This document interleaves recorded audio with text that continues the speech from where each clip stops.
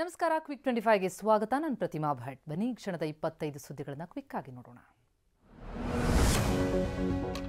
ಇಶಾ ಫೌಂಡೇಶನ್ಗೆ ಶಿವರಾತ್ರಿ ಎಂದು ಭೇಟಿ ಕೊಟ್ಟಿದ್ದಕ್ಕೆ ತನ್ನ ವಿರುದ್ಧ ಕೇಳಿ ಬಂದ ಟೀಕೆಗಳಿಗೆ ಡಿಕೆ ಶಿವಕುಮಾರ್ ತಿರುಗೇಟ್ಕೊಂಡಿದ್ದಾರೆ. ನಾನು ಯಾರಿಗೂ ಉತ್ತರ ಕೊಡುವಂತಹ ಅವಶ್ಯಕತೆ ಇಲ್ಲ. ಅವರಿಗೇನಾದರೂ ಸಮಸ್ಯೆ ಆದರೆ ಮೆಡಿಸಿನ್ ಕೊಡ್ತೀನಿ. ರಾಜಣ್ಣ ಹೇಳಿಕೆಯ ಬಗ್ಗೆ ಆಮೇಲೆ ಮಾತನಾಡ್ತೀನಿ ಅಂತ ಗರಂ ಆಗಿ ನುಡಿದಿದ್ದಾರೆ. ಇಶಾ ಫೌಂಡೇಶನ್ನ ಕಾರ್ಯಕ್ರಮಕ್ಕೆ ಹೋಗಿದ್ದನ್ನ ಡಿಸಿಎಂ ಡಿಕೆ ಶಿವಕುಮಾರ್ ಸಮರ್ಥಿಸಿಕೊಂಡಿದ್ದಾರೆ. ಸದ್ಗುರು ಕರ್ನಾಟಕದವರು ನನ್ನನ್ನು ಆಮಂತ್ರಿಸಿದ್ದು ಒಳ್ಳೊಳ್ಳೆ ಕಾರ್ಯಕ್ರಮಗಳನ್ನು ಮಾಡಿದ್ದಾರೆ. ಹಾಗಾಗಿ ನಾನು ಅಲ್ಲಿಗೆ ಹೋಗಿದ್ದೆ. ಅದು ನನ್ನ ವೈಯಕ್ತಿಕ ನಂಬಿಕೆಯಾಗಿದೆ ಎಂದಿದ್ದಾರೆ. ರಾಜ್ಯ ರಾಜಕಾರಣದಲ್ಲಿ ಕ್ಷಿಪ್ರ ಬೆಳವಣಿಗೆಯಾಗುತ್ತೆ ಎಂದಿದ್ದ ಬಿಜೆಪಿ ರಾಜ್ಯಾಧ್ಯಕ್ಷ ವಿಜೇಂದ್ರಗೆ ಡಿಸಿಎಂ ಡಿಕೆ ಶಿವಕುಮಾರ್ ತಿರುಗೇಟ್ಕೊಂಡಿದ್ದಾರೆ. ಯಾವ ಬದಲಾವಣೆಯೂ ಇಲ್ಲ, ಬೋಗಸ್ ಆಗಿದೆ. ಬಿಜೆಪಿ ಮನೆ ಒಡೆದು ಹೋಗಿದೆ, ನಾವು ಗಟ್ಟಿಯಾಗಿದ್ದೀವಿ ಅಂತ ಕೌಂಟರ್ ಕೊಟ್ಟಿದ್ದಾರೆ. ಕನ್ನಡ ಚಿತ್ರರಂಗದ ಕಲಾವಿದರ ವಿರುದ್ಧ ಡಿಸಿಎಂ ಡಿಕೆ ಶಿವಕುಮಾರ್ ಅಸಮಾಧಾನ ಹೊರಹಾಕಿದ್ದಾರೆ. ವಿಧಾನಸೌಧದಲ್ಲಿ ನಿನ್ನೆ ನಡೆದಂತಹ ಅಂತಾರಾಷ್ಟ್ರೀಯ ಸಿನಿಮಾ ಉತ್ಸವದ ಉದ್ಘಾಟನೆಯ ವೇಳೆ ಮಾತನಾಡಿದ ಡಿಕೆ, ಮೇಕೆದಾಟು ಪಾದಯಾತ್ರೆ ವೇಳೆ ಚಿತ್ರರಂಗದವರು ಬೆಂಬಲಿಸಿಲ್ಲ. ಚಿತ್ರರಂಗದ ಮೇಲೆ ನನಗೆ ಸಿಟ್ಟಿದೆ. ನಟ್ಟು ಬೋಲ್ಡ್ ಟೈಟ್ ಮಾಡೋದು ಗೊತ್ತು ಅಂದಿದ್ದಾರೆ. ಕಲಾವಿದರ ವಿರುದ್ಧ ಬಹಿರಂಗವಾಗಿ ಅಸಮಾಧಾನ ಹೊರಹಾಕಿದ ಡಿಕೆಗೆ ವಿಪಕ್ಷ ನಾಯಕ ಆರ್ ಅಶೋಕ್ ತಿರುಗೇಟ್ಕೊಟ್ಟಿದ್ದಾರೆ. ಎಕ್ಸ್ನಲ್ಲಿ ಪೋಸ್ಟ್ ಮಾಡಿರುವ ಅಶೋಕ್ ಕಲಾವಿದರಿಗೆ ಬಹಿರಂಗ ವೇದಿಕೆಯಲ್ಲಿ ಧಮಕಿ ಹಾಕಿದ್ದಾರೆ. ಪಾದಯಾತ್ರೆಗೆ ಬರೋದು ಬಿಡೋದು ಅವರ ಇಷ್ಟ, ಕಲಾವಿದರು ನಿಮ್ಮ ಕಾರ್ಯಕರ್ತರಲ್ಲ ಅಂತ ಕಿಡಿಕಾರಿದ್ದಾರೆ.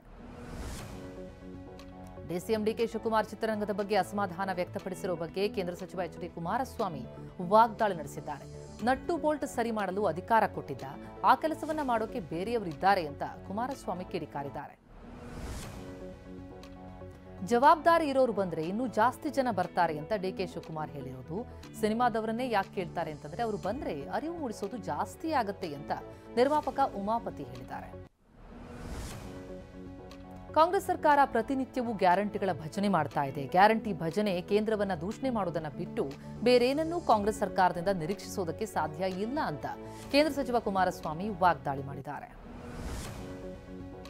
ಜೆಡಿಎಸ್ ಶಾಸಕರು ಕಾಂಗ್ರೆಸ್ ಸೇರ್ತಾರೆ ಎಂಬ ಜಮೀರ್ ಅಹಮದ್ ಹೇಳಿಕೆಗೆ ಕೇಂದ್ರ ಸಚಿವ ಕುಮಾರಸ್ವಾಮಿ ಪ್ರತಿಕ್ರಿಯೆ ಕೊಟ್ಟಿದ್ದು, ಯಾರು ಬೆಂಬಲ ಕೊಟ್ಟಿದ್ದಾರೋ ಬಿಟ್ಟಿದ್ದಾರೋ, ಯಾರು ಏನೆಲ್ಲ ಆಗ್ತಾರೆ ಅಂತ ಕಾಲವೇ ನಿರ್ಧಾರ ಮಾಡುತ್ತೆ ಎಂದರು ಕುಮಾರಸ್ವಾಮಿ. ನಾಳೆಯಿಂದ ವಿಧಾನಮಂಡಲ ಬಜೆಟ್ ಅಧಿವೇಶನ ನಡೆಯುತ್ತೆ. ಈ ಹಿನ್ನೆಲೆ ಸಿಎಂ ಸಿದ್ದರಾಮಯ್ಯ ಮಾರ್ಚ್ 4ರಂದು ಕಾಂಗ್ರೆಸ್ ಶಾಸಕಾಂಗ ಪಕ್ಷದ ಸಭೆ ಕರೆದಿದ್ದಾರೆ.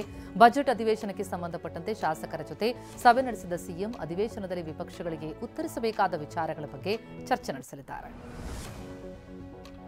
ಉಡುಪಿ ಜಿಲ್ಲೆಯ ಕಾಪು ಶ್ರೀ ಹೊಸಮಾರಿಗುಡಿ ದೇವಸ್ಥಾನದ ಬ್ರಹ್ಮ ಕಲಶೋತ್ಸವದಲ್ಲಿ ಡಿಸಿಎಂ ಡಿಕೆ ಶಿವಕುಮಾರ್ ಭಾಗಿಯಾಗಿದ್ದಾರೆ.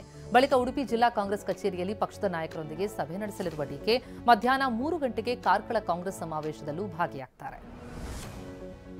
ರಾಜ್ಯದ ವಿವಿಧ ಜಿಲ್ಲೆಗಳಲ್ಲಿ ಹಕ್ಕಿ ಜ್ವರ ಪತ್ತೆಯಾದ ಹಿನ್ನೆಲೆ ವಿಜಯನಗರ ಜಿಲ್ಲೆಯಲ್ಲಿ ಚಿಕನ್ ವ್ಯಾಪಾರ ಡಲ್ ಆಗಿದೆ. ಭಾನುವಾರ ಆದರೂ ಕೂಡ ಚಿಕನ್ ಸ್ಟಾಲ್ಗಳ ಕಡೆ ಬೆರಳೆಣಿಕೆಯಷ್ಟು ಜನ ಮಾತ್ರ ಬಂದಿದ್ದು, ಚಿಕನ್ ಸ್ಟಾಲ್ಗಳಲ್ಲಿ 1 ಕೆಜಿ ಚಿಕನ್ಗೆ 220 ರೂಪಾಯಿ ಬೆಲೆ ಇದೆ. ರಾಜ್ಯದ ವಿವಿಧ ಜಿಲ್ಲೆಗಳ ಕೋಳಿಗಳಲ್ಲಿ ಹಕ್ಕಿ ಜ್ವರ ಪತ್ತೆಯಾದ ಹಿನ್ನೆಲೆಯಲ್ಲಿ ಚಿಕ್ಕಬಳ್ಳಾಪುರ ಮಟನ್ ಮಾರುಕಟ್ಟೆಯಲ್ಲಿ ಚಿಕನ್ ಬದಲು ಮಟನ್ ಕೊಳ್ಳೋದಕ್ಕೆ ಜನ ಮುಗಿಬಿದ್ರು. ಕೆಜಿ ಚಿಕನ್ ಬೆಲೆ 20 ರೂಪಾಯಿ ಇಳಿಕೆಯಾಗಿದ್ದು, ಕೆಜಿ ಮಟನ್ 750 ರೂಪಾಯಿಗೆ ಮಾರಾಟವಾಗ್ತಾ ಇದೆ.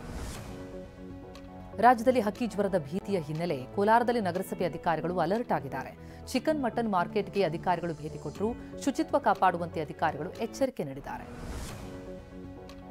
ಇ ಕಾಮರ್ಸ್ ಬೈಕ್ ಸವಾರರಿಂದ ಸಂಚಾರ ನಿಯಮ ಉಲ್ಲಂಘನೆಯಾಗಿದೆ. ಇ ಕಾಮರ್ಸ್ ಬೈಕ್ ಸವಾರರ ವಿರುದ್ಧ ವಿಶೇಷ ಕಾರ್ಯಾಚರಣೆ ನಡೆಸಿದಂತಹ ಪೊಲೀಸರು ನಿನ್ನೆ ಒಂದೇ ದಿನ 1859 ಕೇಸ್ ದಾಖಲಿಸಿ 9.65 ಲಕ್ಷ ರೂಪಾಯಿ ದಂಡ ವಸೂಲಿ ಮಾಡಿದ್ದಾರೆ. ಮಹಾರಾಷ್ಟ್ರ ಸರ್ಕಾರ ಮತ್ತೆ ಗಡಿ ಉಸ್ತುವಾರಿ ಸಚಿವರ ನೇಮಕ ಮಾಡಿದ್ದು, ಎಚ್.ಕೆ. ಪಾಟೀಲ್ರನ್ನ ಗಡಿ ಉಸ್ತುವಾರಿ ಸಚಿವರಾಗಿ ನೇಮಕ ಮಾಡಿ ಅಂತ ಸರ್ಕಾರಕ್ಕೆ ಬೆಳಗಾವಿ ಜಿಲ್ಲಾ ಕನ್ನಡ ಸಂಘಟನೆಗಳ ಕ್ರಿಯಾ ಸಮಿತಿ ಪತ್ರ ಬರೆದಿದೆ. ಸಕಾಲಕ್ಕೆ ವಿದ್ಯುತ್ ಪೂರೈಕೆ ಆಗ್ತಿಲ್ಲ ಅಂತ ಲೈನ್ಮನ್ ಮತ್ತು ರೈತರ ನಡುವೆ ಮಾತಿನ ಚಕಮಕಿ ನಡೆದ ಘಟನೆ ದಾವಣಗೆರೆ ಜಗಳೂರು ತಾಲೂಕಿನ ಹಸ್ಕೋಡ್ ಗ್ರಾಮದಲ್ಲಿ ನಡೆದಿದೆ. ರೈತ ಮಾತಾಡಿದ್ದನ್ನು ಕಾಲ್ ರೆಕಾರ್ಡ್ ಮಾಡಿಕೊಂಡ ಬೆಸ್ಕಾಂ ಅಧಿಕಾರಿಗಳು ಪೊಲೀಸ್ ಠಾಣೆಗೆ ಕರೆಸಿದ್ದಾರೆ. ಬೆಂಗಳೂರು ಗ್ರಾಮಾಂತರ ಪೊಲೀಸರ ವಿರುದ್ಧ ಹಣ ವಸೂಲಿಯ ಆರೋಪ ಕೇಳಿಬಂದಿದ್ದು, ನಗರದ ಹೊರವಲಯದ ಐಷಾರಾಮಿ ವಿಲ್ಲಾ ವಿಲೇಜ್ ಬಳಿ ಗಸ್ತು ಮಾಡೋದಕ್ಕೆ ಹಣ ವಸೂಲಿ ಮಾಡುತ್ತಿರುವ ಆರೋಪ ಇದೆ. ಹೊಯ್ಸಳ ಪೆಟ್ರೋಲಿಂಗ್ ಮಾಡಲು ಹಣ ಪೊಲೀಸರು ಕೇಳ್ತಿದ್ದಾರೆ ಅಂತ ಆರೋಪಿಸಲಾಗಿದೆ. ಕೋಲಾರ ತಾಲೂಕಿನ ಕೊಂಡರಾಜನಹಳ್ಳಿ ಬಳಿ ಹೆದ್ದಾರಿಯಲ್ಲಿ ಬೈಕ್ ರೇಸಿಂಗ್ ಮಾಡ್ತಾ ಇದ್ದ 50ಕ್ಕೂ ಹೆಚ್ಚು ಬೈಕ್ ಸವಾರರಿಗೆ ಪೊಲೀಸರು ದಂಡ ವಿಧಿಸಿದ್ದಾರೆ. ಪ್ರತಿ ಭಾನುವಾರ ಬೆಂಗಳೂರಿನಿಂದ ಆಗಮಿಸುವ ಬೈಕ್ ಸವಾರರು ರೇಸಿಂಗ್ ಮಾಡ್ತಾ ಇದ್ರು. ಹರಿಯಾಣದ ರೋಟಕ್ನ ಹೆದ್ದಾರಿ ಬಳಿ ಸೂಟ್ಕೇಸ್ ಒಂದರಲ್ಲಿ ಯುವ ಕಾಂಗ್ರೆಸ್ ಕಾರ್ಯಕರ್ತೆಯ ಮೃತದೇಹ ಪತ್ತೆಯಾಗಿದೆ. 22 ವರ್ಷದ ಹಿಮಾನಿ ನರ್ವಾಲ್ ಎಂಬಾಕೆಯ ಶವ ಕುತ್ತಿಗೆ ಬಿಗಿದು ಕೊಂದ ಸ್ಥಿತಿಯಲ್ಲಿ ಪತ್ತೆಯಾಗಿದ್ದು, ಭಾರತ್ ಜೋಡೋ ಯಾತ್ರೆಯಲ್ಲಿ ಭಾಗಿಯಾಗಿದ್ದ ಹಿಮಾನಿ ಸಾವಿನ ತನಿಖೆಗೆ ಕಾಂಗ್ರೆಸ್ ಒತ್ತಾಯಿಸಿದೆ. ತೆಲಂಗಾಣದ ನಾಗರ್ ಕರ್ನೂಲ್ನ ಸುರಂಗದಲ್ಲಿ ಸಿಲುಕಿರುವ ಕಾರ್ಮಿಕರ ರಕ್ಷಣೆಗಾಗಿ ಕಾರ್ಯಾಚರಣೆ ಮುಂದುವರೆದಿದ್ದು ಫೆಬ್ರವರಿ 22ರಂದು ಸುರಂಗದ ಕೆಲಸ ಮಾಡುತ್ತಿದ್ದಾಗ ಒಂದು ಭಾಗ ಕುಸಿದಿದ್ದರಿಂದ 8 ಮಂದಿ ಕಾರ್ಮಿಕರು ಸುರಂಗದಲ್ಲಿ ಸಿಲುಕಿದ್ದಾರೆ. ಕಳೆದ 8 ದಿನಗಳಿಂದಲೂ ಕಾರ್ಮಿಕರ ರಕ್ಷಣೆಗಾಗಿ ಕಾರ್ಯಾಚರಣೆ ನಡೆಸಲಾಗ್ತಾ ಇದೆ. ನಟಿ ನಿರೂಪಕಿ ಚೈತ್ರಾ ವಾಸುದೇವನ್ ಇವತ್ತು ಮದುವೆಯಾಗಿದ್ದಾರೆ. ಜಗದೀಪ್ ಜೊತೆ ದಾಂಪತ್ಯ ಜೀವನಕ್ಕೆ ಕಾಲಿಟ್ಟಿದ್ದಾರೆ.